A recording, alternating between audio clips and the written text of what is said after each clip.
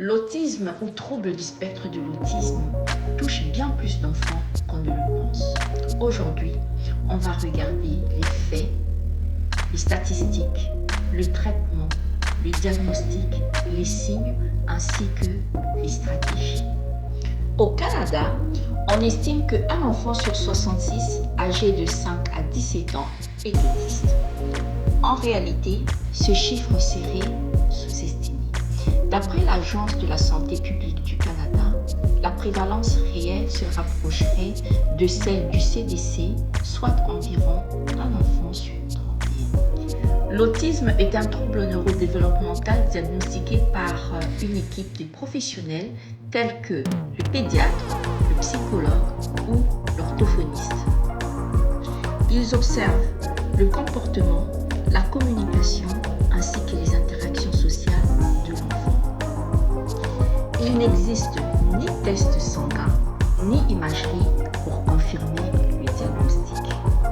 Quand on parle d'imagerie, on veut simplement dire la radio, le X-ray, la résonance magnétique ou le MRI.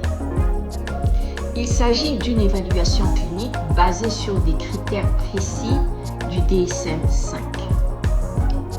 Le manuel diagnostique et statistique des troubles mentaux, 5e édition, utilisé par les professionnels de la santé. Avant l'âge de 2 à 3 ans, certains signes peuvent alerter, tels que peu de contacts visuels, retard de langage, ne répond pas à son prénom, des jeux répétitifs, des intérêts très restreints et une très grande sensibilité au bruit et aux textures. Il n'existe pas de traitement qui guérit l'autisme, car il ne s'agit pas d'une maladie. Cependant, plusieurs interventions peuvent vraiment aider. L'orthophonie, l'ergothérapie, l'ABA, qui veut dire Applied Behavior Analysis, ou l'analyse appliquée du comportement en français, une méthode structurée pour développer des habiletés, ainsi que des outils alternatifs plutôt de communication, comme le PECS, qui est un système d'échange d'images, ou le Prologo to Go. Les principaux obstacles ne viennent pas de l'enfant, mais du système.